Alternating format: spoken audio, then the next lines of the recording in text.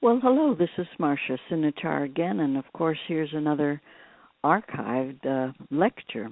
This time, we're talking about the art, let's call it art, of quitting or changing directions. And I'm talking about some of the skills here. I was addressing a group of helping professionals. I now call them healing professionals, psychologists and spiritual directors at University of Santa Barbara. I believe this was in the late 90s. And we're going to keep some of these segments short, if possible. Now, I really recommend that you listen with pen and paper or your laptop or whatever, so that you can kind of take note of some of the questions that I'm going to ask. I think in the first segment, we don't have any questions. I think it comes in the second segment. But keep in mind who the audience is. I won't give my normal disclaimer. To work with a helping professional if you are thinking of changing directions, but you know that this is the message that I have for all of my archived selections and Q&A mailbag talks, because I'm always reaching out for moving ourselves towards wholeness. Now, briefly, what do we mean by wholeness? All right. There are different meanings. If we're psychologists or people in the coaching arts, we might mean emotional health or psychic health. We could mean physical health if we're physicians or in that field, medical field. I come from a Christian perspective, and so for me, wholeness is related to the early Greek Hebrew meanings of godliness, righteousness, purity, the fullness of Christ. Now, when I was talking with public groups and in the public sector, which I came out of, I would never have spoken in any kind of evangelical way. So I leave to you to define that word wholeness, and you might want to check your dictionary.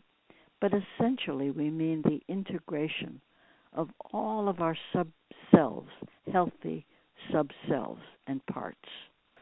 And it's helpful to have somebody, if not necessary, to have somebody that's qualified to give us feedback, to be a listening sounding board, and pretty much, provide guidance. So thanks a lot for listening. Enjoy. You know the difference between a flex straw and an old-fashioned straw? The flex straw has that ability to bend and it doesn't snap. And the old straw, when it gets moistened, it sort of gets soggy. And I think that what we can do as human beings is to learn about our own regressive tendencies. For example, when I'm tired, I get discouraged. And I feel like things are not working well, and I feel like giving up. Okay, and what I've tried to learn is that I'm just tired. And it doesn't mean giving up.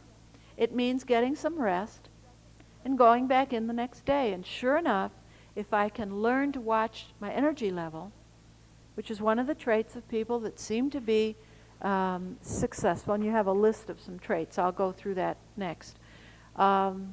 We find that such people monitor their energy and pace themselves. And I'm suggesting that as professionals and human beings who want to learn how to be more effective, we have to help people identify what their own pattern of dysfunction is. It's no crime, and it's information. That's all it is information. Well, then the reverse is true. What you see are the same stressors. The creatively adaptive person, like a Christy Brown, or like a woman who's in some pioneering Alaskan field, or in the armed services or whatever, or man who's starting his own business. I'm trying to cut across the board here. What happens, the stressors aren't any different. In fact, they might be greater. because the person likes to be challenged by some difficulty. They need that. A really beautiful book is called Paddling My Own Canoe. I think it's by a woman named, I can't remember her name, but anyway, she's a canoer. And she talks about how it's not so much the danger that attracts her, but the thought of her own inabilities that she doesn't want to accept. And she likes to put herself out in the rapids, in a canoe, by herself, so that she can teach herself how to be more competent. And I do think that people who are successful problem solvers arrange it, sometimes unconsciously, to get into an ever larger arena of difficulty. It's exciting if you look at it that way. And this goes back again to what Pat was saying this morning. Probably not everyone, but certainly for people who, to them that have been given much, much is demanded. If you know you have a lot of talent, you're going to put yourself in a situation to use it. So you might as well be conscious about it. So what happens is that if we have these skills that I'm suggesting, what you have is greater integrative capacity. You can integrate your skills, your intuition, your logic, your need for time out, and come out with mindfulness and clear focus, active problem solving, a more masterful approach, and also I think knowing when to quit. I want to talk about that for just a minute. Knowing when to quit is, to me, a hallmark of successful problem solving. I once asked one of the Celtics about winning and when he knows when enough is enough. And his comment to me has stayed with me for almost 10 years. So it was one of those throwaways that I mentioned before that was very significant. And the comment was this, that it takes a winner to know when to change directions.